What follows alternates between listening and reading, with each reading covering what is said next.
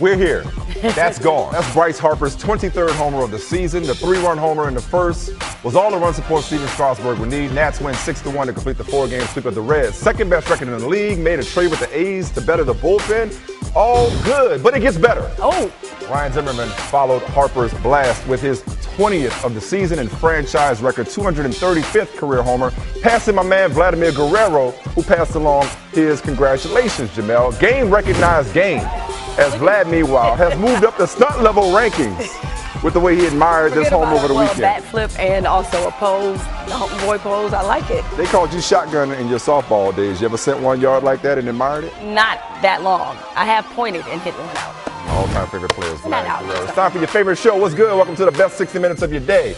No Lonzo Ball for tonight's Las Vegas Summer League title game due to a mid-calf strain in his right leg, but still watch anyway, please. And stay tuned as we make our contribution to the hype. Also, LeBron, reportedly not in the best of moods, although his IG would beg to differ. The latest on how he feels now about later is coming up later. But we start with the differences of opinion when it comes to long-term contracts for Kirk Cousins and Le'Veon Bell. Yeah, with all due respect to the Nationals, the biggest news out of D.C. today was Washington and Kirk Cousins failing to reach a long-term deal by 4 p.m. Cousins isn't the only big name to not reach a deal, as the Steelers failed to do the same with Le'Veon Bell, who will make $12 million this year. 12, Yana. Yeah, just 12. Nothing big. But let's get back to Washington, who, of course, they remain messy, and we'll get to Bruce Allen in a second. But a lot of players hate the franchise tag. Been pretty good to Kirk Cousins. Look at this bread he's making.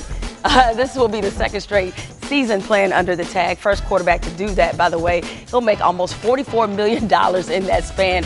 Fourth most in the NFL, behind Andrew Luck, Joe Flacco, and Drew Brees. As I mentioned, of course, Washington can't help but be messy. So Bruce Allen, basically on the team's website, broke down exactly the numbers they offered Kirk Cousins. On May 2nd, right after the draft, we made Kirk an offer that included the highest fully guaranteed amount upon signing for a quarterback in NFL history, $53 million, and guaranteed a total of $72 million for injury. For injury, yes. The deal would have made him at least the second highest paid player by average per year in NFL history. But despite our repeated attempts, we have not received any offer from Kirk's agent this year. Or does he mean Kirk, since he has a hard time knowing his franchise quarterback's name? He actually said Kurt when he spoke to reporters today. He did it. Ham or did it again. Pam? Is it? I can't. Is it like calm? I don't know. I think it's just one of those words. It's one of those words. Diana Rossini, Jeremy Fowler, thanks for joining us to break down these situations. I just don't understand, Diana. Why would Bruce Allen basically give us way too much information about what was going on behind closed doors? It seems to me that they just successfully made a bad situation even worse, which is kind of what they do. Yeah, because basically, if they thought Kirk Cousins was bitter during the RG3 days, this basically is going to push him over the edge here. Because why release the details of what you offered your quarterback that's going to be your starter this year? Normally, we hear front offices release that information for a free agent, not a player that's returning to be your guy. And the tone, that bitterness has been the issue for Kirk Cousins over the years, going back to the Mike Shanahan days, going back early on when we all knew that at some point Kirk Cousins was a better quarterback than Robert Griffin III, but Dan Snyder wanted to make that work. So 2015, they said, Kirk, prove to us that you're the guy. He goes out in 2016, breaks franchise records. He proved himself right. Still not good enough, though. Because they don't think he's all that good and worth the money that he wants. See, Jeremy, all you got to do is do the math. $24 million coming to him this year, $28.7 million on the transition tag for next year. Add that up, that's $52.6 million. How much you said they offered him? $53 million. $53 million. So basically they said, we'll guarantee you what's already coming to you. Yeah, right. So why would you counter that? Right. So we've been looking for a non-racist nickname for this team for a long time. I finally got it. Washington can't get right. Because you know how hard you have to try to turn the common person against management and play in negotiations? Oh, my goodness. Kirk Cousins is going to have the most leverage of any football player we have ever seen in the National Football League next year. During free agents, the Redskins have 6 months to figure this out. And this is why he didn't sign it. You know, and when I reached out to the Redskins and I asked them, why would you release the details of his deal? And they said, they had an explanation for this? They had a reason? They had a reason. Okay. I'm dying to know. Their reason is that Kirk's agent said that the Redskins didn't make an offer. that they didn't put any numbers out there. So they wanted to make sure all the Redskins fans out there knew that they were offering. Because they deserve to know this. Exactly. Transparency goes wrong. Right. We want transparency. Let's not win games. Let's win the press conference. Let's win the Washington Post. Exactly. And that's not going to work because, if anything, I think they were trying to win the Redskins fans over. But all I think it's going to do is have those fans turn on Kirk Cousins because now he looks greedy in some fans' eyes. But anyone that follows us closely knows that. Are you sure about that, though? Because I think, given the reputation of this franchise, I don't think this makes them look good at all. Like, they see what the numbers are, and you're right. Generally speaking, fans, as Mike said, they tend to side with management. But in this case, I think they actually messed up their PR, sort of all the good PR they had going, because what's lost in all this is that Kirk Cousins may not have wanted to be there anyway. And people have now forgotten that, and they're looking at how they've handled it. Well, Allen said he wants to take it year to year. I think he wants to take it year to year as opposed to signing a below-market deal or when he has less leverage to negotiate. No quarterback, it's the first quarterback to ever have 2 back-to-back franchise tags. Nobody wants to be year to year, Jeremy. Right, this is easy money, and I love it when it's easy to count numbers. The 53 you mentioned, and if you're Kirk Cousins, you thought you had a nice little slow dance going with the Redskins, right? Last year, the Redskins wanted time to evaluate and lowball a deal, so they said, cool, we'll play in the tag.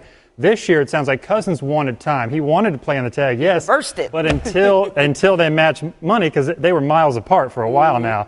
And so, with this press conference and calling him Kurt with a T, I mean, you're kind of throwing all that out now. And so any bitterness that had festered that maybe had been repaired is now back in the closet. Again, $72 million guaranteed for injury, not skill. Speaking of injury, Le'Veon Bell missed 16 games the last 3 years due to suspension or injury.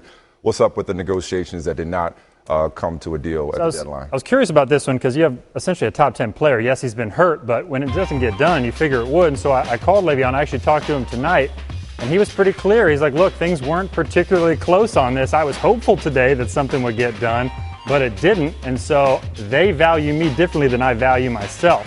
And he made sure to point out I'm a receiver and a running back. And so he feels like he's the second best receiver on that team outside of Antonio Brown, plus arguably the best running back in the game. And so he's looking at a much bigger number. And he doesn't sound like a guy who's ready to report to camp on July 27th because he doesn't have to. That franchise tag he has not signed. He doesn't know when he's signing it. He plans to play. He did confirm that. But right now he said, I want to be a standard bearer for running backs. This market is Rugland, and we need to improve it. That's as tricky a negotiation. You factor in the history, both off the field and on the productivity and the position. And the fact that it's the Steelers, too. Absolutely. They always stand. But notice they didn't release any statements. Right. They didn't explain the numbers. Of course, meanwhile, the Rams and cornerback Tremaine Johnson, they did not agree to a contract extension before 4. So he will play under the franchise tag for the second straight year at $16.7 million. Thank you, guys. We appreciate Thanks for joining us. The NFL giving us some news finally. The Panthers announced today that they fired general manager Dave Gettleman 9 days before training camp begins. Perfect timing, right? Some have speculated that Gettleman was dismissed because of a rocky relationship with owner Jerry Richardson, who reportedly was not pleased that Gettleman let Josh Norman go. Speaking of former Panther players, they certainly had a lot to say about Gettleman being fired. None of it good. See Steve Smith Sr., who tweeted, he of course was cut by the Panthers. It's okay, Dave, I know how it feels. Josh Norman, he wanted in on the petty as well. Eyes and the emoji. And D'Angelo Williams, he came off the top rope with. I see what you did there. See what I did He's there? a wrestler now. I want to say the Panthers are off my list of teams to play for due to the firing of that snake, Dave Gettleman. So, good move or confusing move that the Panthers decided to get rid of Gettleman now? I don't know if it's a good move. I know they're a good team, even with him gone. Confusing for sure. I mean, like we talked about Washington, how you have to mess it up to get the public on the player side in a contract negotiation.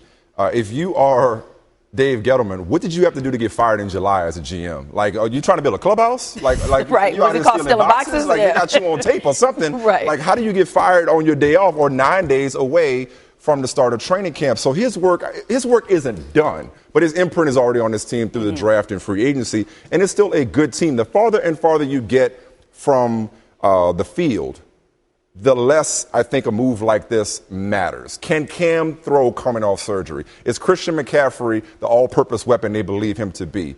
Luke Kuechly, healthy. Defense, back up to par.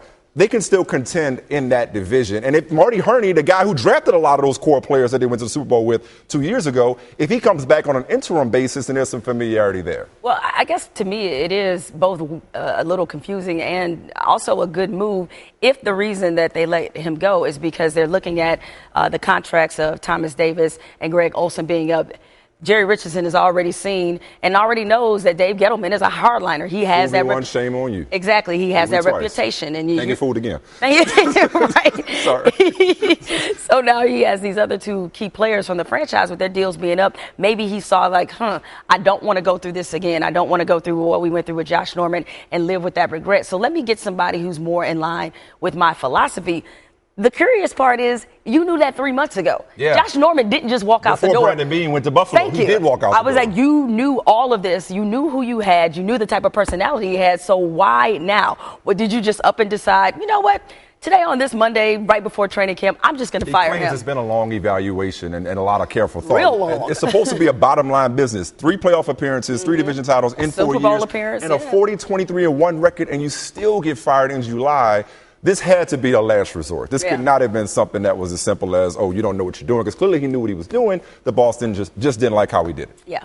Okay, more NFL. A source confirmed to Adam Schefter that Cowboys running back Ezekiel Elliott was involved in an altercation at a Dallas bar. Now, according to the Dallas Police Department, a 30-year-old man said he was physically assaulted but could not identify who assaulted him. The man was taken to the hospital with non-life-threatening injuries. No arrests or suspects have been reported in connection with the incident. But keep in mind, Ezekiel Elliott is already under NFL investigation stemming from a 2016 domestic violence accusation against him. Now, multiple sources told Schefter that Elliott could face a 1 or 2 game suspension.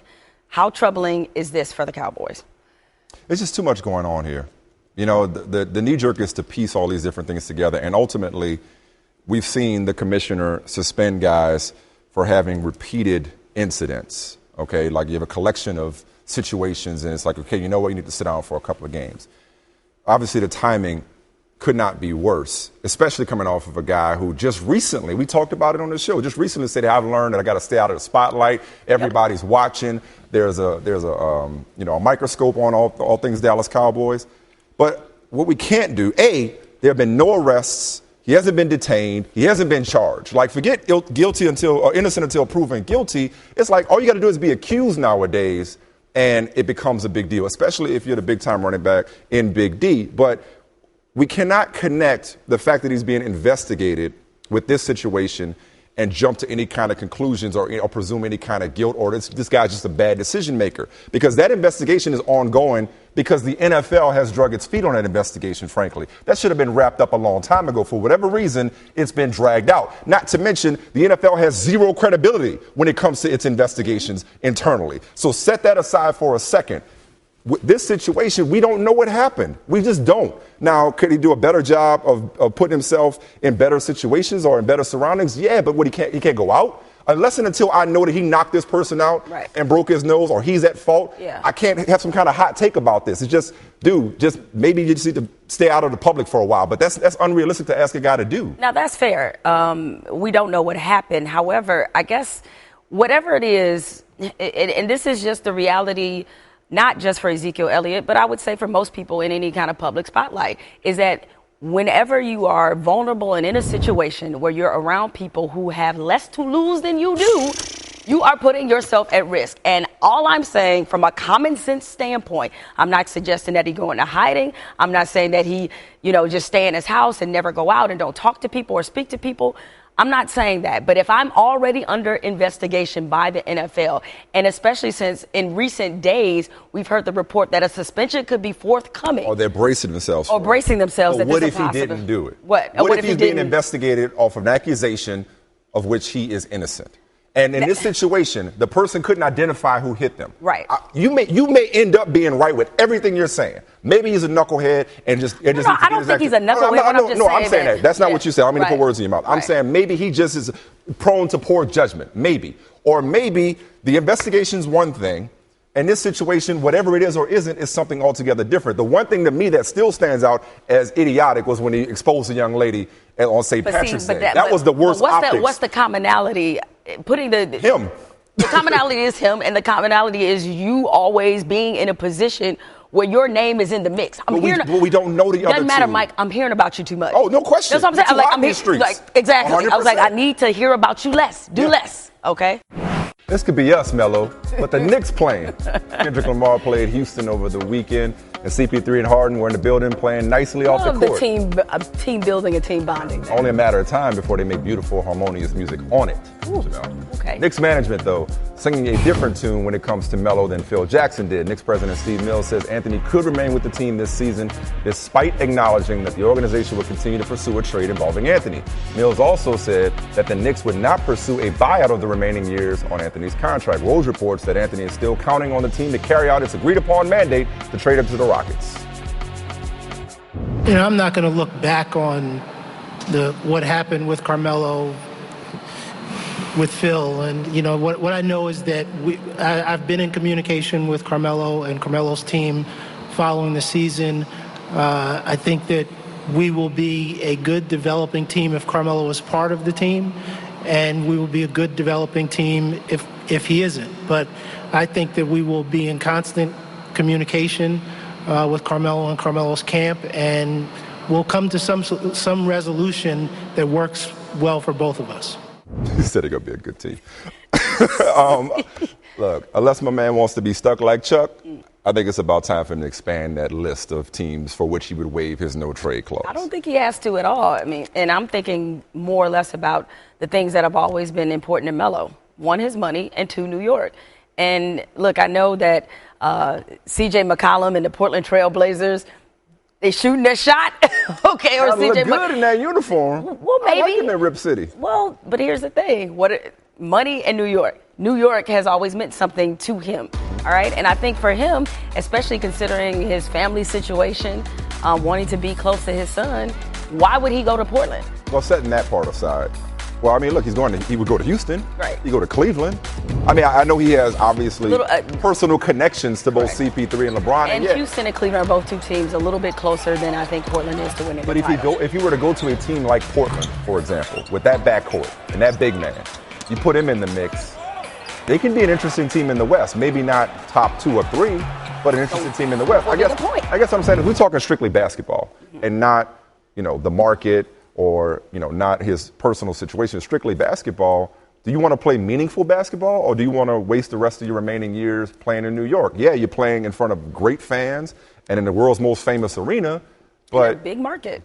Are you happy with that? And the thing about this no trade clause, it's a blessing and it's a burden because he controls where he can go, but he also controls where he can go. I look at Paul George. Paul George would not have said, send me to OKC. Mm-hmm. Jimmy Butler wanted to be in Chicago, probably is in a better situation because he is in Minnesota now with them. So what I'm saying about Melo is the Knicks need all the help they can get to perform competently.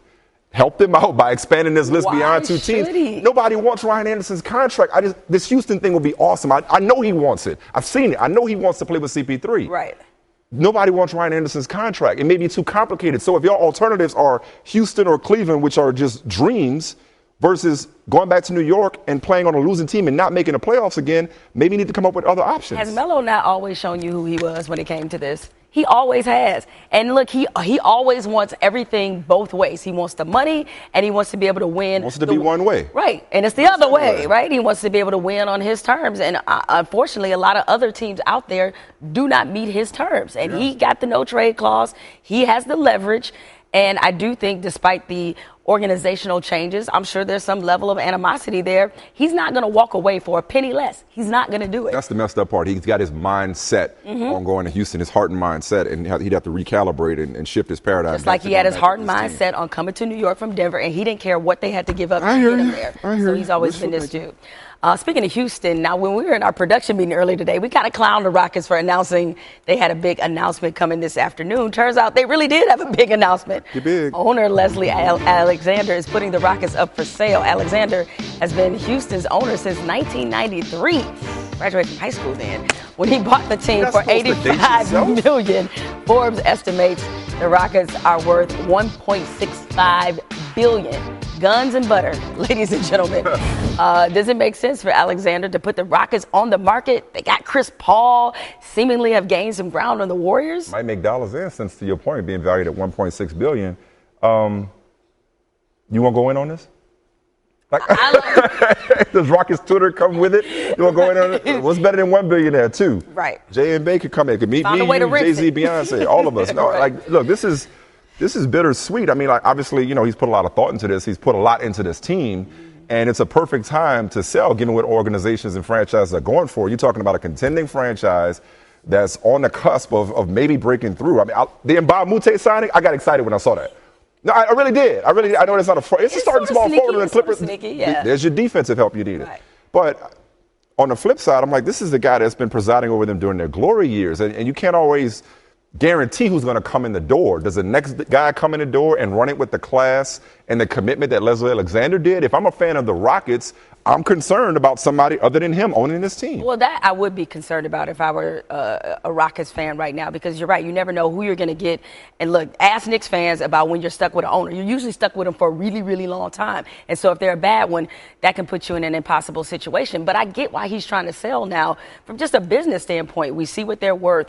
And as they often teach you in these matters of finances, sell when they're high. And right now, the Rockets, given what they're worth, given the fact that, look, the Warriors are still the team to beat in the West, but they have closed the gap. They've narrowed it. You're right. That's a better word to do it. So there's a lot to be. There's a lot to be desired. Like. This sells itself. A lot to love about it. So you know, if you're a owner or somebody who wants to own a NBA team or be a part of one. Yeah. Hello, former President Barack Obama.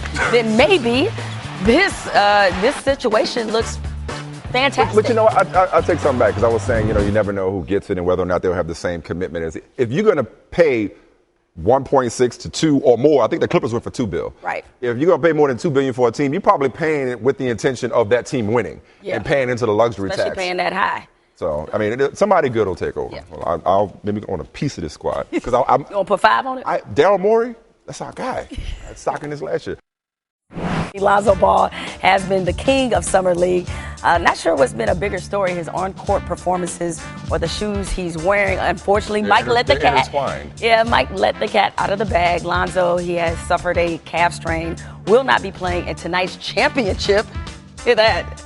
Been a while since the Lakers won something. Come on, man. I'm sorry. The joke kind of wrote itself, right?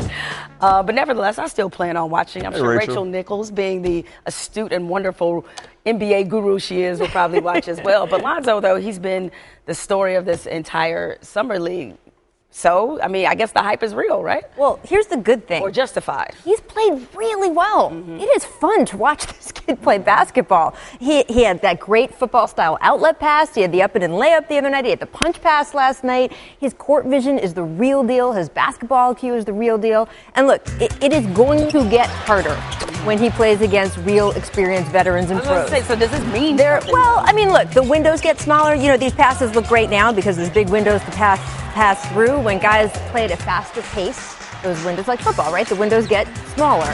Also, there will be veterans who will go out to take his lunch money on certain nights. So we will see that. But that being said, this is good. If you're a Lakers fan, you are very excited about everything except, man, I have been disappointed that the traveling circus has continued to travel with Lonzo Ball, with the shoe stuff, with the dad's pronouncements. Because LeVar told the Lakers before they drafted Lonzo, look, this is all marketing. I'm just doing this to get my guy forward. Once you guys draft him, I'm going to pull back.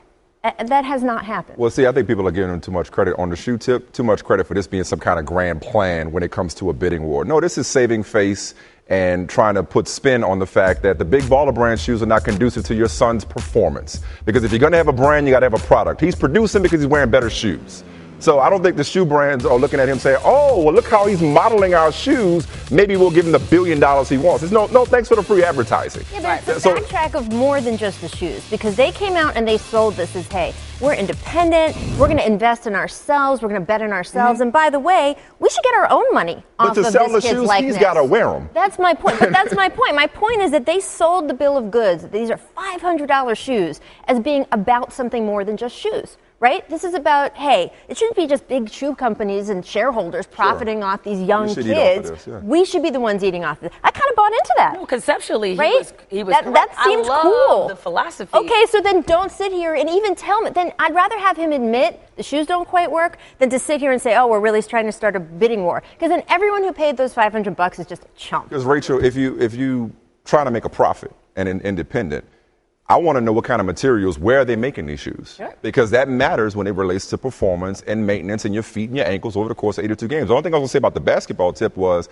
LeVar also said this morning on ESPN Radio, Jemele, that he doesn't have to tinker with his shot despite shooting 38%. He's like, oh, they'll go in. You don't have to worry about that. To your point about it being tougher, talked to an all-defensive caliber point guard recently, and he was like, one of the things he noticed, I haven't seen this, I'm relaying this, is that he doesn't pull up and shoot when he drives to his right because of the way he has to transfer the ball. All that stuff is going to get picked apart. Exactly. You know, 3 months into the NBA season, there's going to be so much tape on him. But what I do like is that he has improved throughout each of these games at Summer League. Yeah. That tells me he knows how to learn, and that's going to be good for his rookie. I think it was key. I mean, this falls in the something or nothing category because, trust me, had he played poorly or continued to play poorly, my gosh, would that have been something? Oh, yeah. A huge headline. Yeah. So I am going to give him a cookie for taking care of his kids and doing what he's supposed to, which is you're supposed to dominate guys who will not likely be on NBA rosters, but it's a step. He's fun to watch. I want to watch him play basketball more and more. I want to think a little less of the other. And the flip side is, like, when he goes against better competition, what would he look like?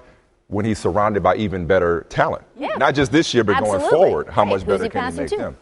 Dance like nobody is watching, right, ladies? LeBron may be happy with himself, but his team, not so much. Those yoga pants?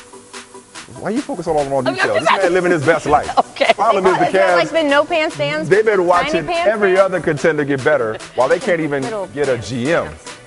Man got rhythm. Source tells USA Today that LeBron James is concerned and frustrated about the Cavaliers' offseason. The source also tells ESPN that water is, in fact, wet.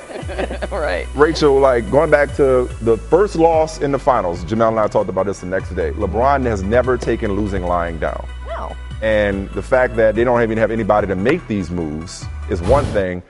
Not being closer to the Warriors, this is not something that could possibly sit well with him. The nugget in this USA Today article that stood out was that the front office transition took place a day that they were close to getting Jimmy Butler. Whether that's true or not, if LeBron believes it, that's problematic. Yeah, no, they were David Griffin that day, Monday, in his office was working on the Butler deal and working on a Paul George deal. And the fact that it was 6:30 p.m. is when this went down with the owner. I mean, Dan Gilbert, that is a crazy change to make. The week of free agency, the week of the draft, I mean, doing all of this stuff at this time. And look, I sat with Dan Gilbert at Summer League. He has a lot of confidence in Kobe Altman, 34 years old, running the front office right now. He hasn't certainly X'd out the idea of hiring another general manager. Kobe is great. He's a smart guy. But there is a reason when we talk about rookies, and you can be a rookie in the GM category, you can be a rookie as a player. We all think Lonzo's great. We think Markelle Fultz is going to be a great player. I wouldn't put them in to win a championship right now. Right. And that is what LeBron James is trying to do, is win a championship right now. And by the way, whoever does that for Cleveland, they're playing with a little bit of a broken deck. They don't have picks, right? It's hard to make a trade. They got a lot of big salaries. They got a lot of veteran players nobody wants. Whoever runs that front office is in an incredibly difficult position. And it's not surprising, as you say, that LeBron is frustrated, that is not a more experienced guy who can kind of pull those strings a little bit. Jemele, we talked about this a lot when he was signing those 1+1 deals, like keeping the leverage over Dan Gilbert's head that, hey, I could leave if you don't do right. Well, no GM in place. And here's the other one I wanted to point out before you took it. Jamal Crawford. Wanted to get Jamal Crawford. They offered the minimum, surprise, surprise, lowball somebody when they had the taxpayer mid-level available. That's another thing to look. LeBron's mindset is show me, don't owe me. Right? Okay. And so I remember years ago when you and I had this conversation about whether or not he could leave Cleveland again. And that is because. What I say at the time? You said, I said no. You're like, no way. It never happened. All right. And so the reason why he put himself in this position is to not only just maintain leverage, I think that LeBron honestly always wants to be able to survey the league, find out what's the best situation. He may have emotional connections to Cleveland and Akron. The work that he's doing there, he can do from somewhere else, as he has already proven. But this is all, by the way, I think a lot of people point to this and say, see, he's trying to leave. I think he is trying to stay. Right. I agree with that. I preference totally agree with that. would be to stay in Cleveland. That He has relationship you're trying everything to make set up work. there. I think that his relationship with his foundation, that is real. I think So that don't he worry about lives the there. Miami speculation. No, well, Don't this worry is what about I was that. about to point. This is my point. All this stuff is not him trying to leave. Right. It is him trying to get to have happen what he needs to stay. Yeah. Because if he does nothing, that's not happening. And then he may be forced to leave. If he needles them and needles them and needles them, and the fan base gets riled up about, oh, he may leave again, and the front office and Dan Gilbert start to feel pressure, then what he needs to stay might happen. That's what this is to me. This is a campaign to stay. You going back to the relationship analogy? It's like when you got it going on, you shouldn't have to beg nobody to keep you. Like you're LeBron James. What's understood need not be said. So why you don't have to put pictures out to let them know that From you're your bounce. words, my friend. But you know what? I mean, look. I mean, this is like a relationship is a great analogy, right? And we've seen this, Posted right? photos of him and we the all ex. have friends. Like, what are I was you going to doing? say we all have friends who have done that. And I just ran into him. That's all it was. I just happened to be in the neighborhood. You better appreciate me. I mean, look, that is. Wait, do that again. No, Hit that you did again. that once. No, no, you got it twice. I got it twice. You did with We got the LeBron out here like he's waiting to exhale. Sassy Rachel just showed up. All right, appreciate it. In a moment, we'll pick it up and go hard in the paint and try to say something smart about a prediction that one star says is stupid.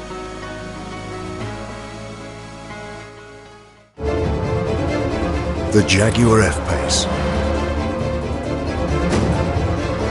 2017 World Car of the Year and 2017 World Car Design of the Year. With our first SUV, we didn't just change the game, we elevated it. For great offers, visit your local Jaguar retailer today.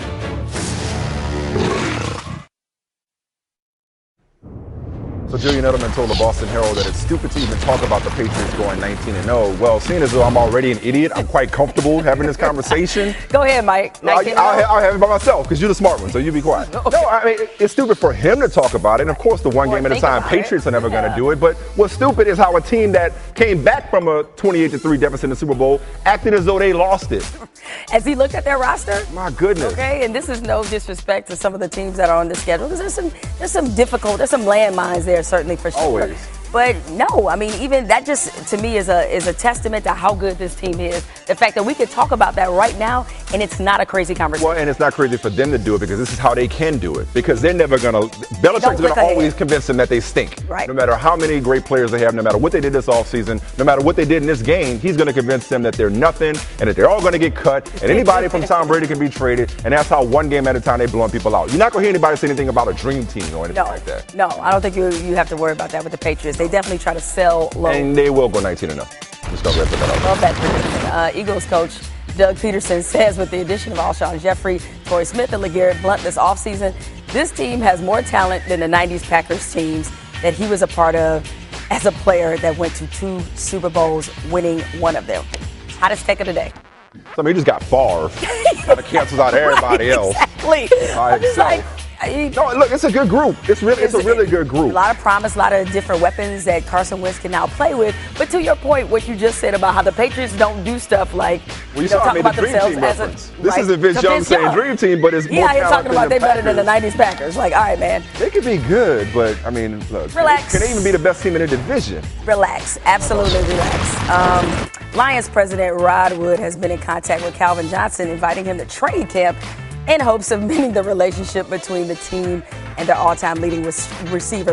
I don't know if we were on air when he had those comments, Calvin Johnson, but nevertheless. I was saying that. What was the point? What was the point, right? And for a Super Bowl? Yeah, basically. So, which I kind of knew that. Like I did the E60 story on him a while back, and he wasn't as forthcoming then as he seems to be now. That kind of surprised me to see him do this. Well, when you got to write a check to him, this, right? When you got to write a check for that signing bonus back, I think he's kind of sick of holding back when it comes to them. But we all knew this was Barry Sanders. We all knew that he was tired. First of all, he's a different cat. Right. He's got a lot more interest in football. He didn't want to put his body on the line for a team he didn't think was going to go anywhere. And, you know, history says But that didn't stop him from taking the money, though. No, and I would like to see them mend this relationship. Roger Federer, we've gone too far without shouting him out. 8th Wimbledon, most among men, and at age 35, oldest man in the Open era to win Wimbledon. by 4 years, older than Arthur Ashe when he won it in '75.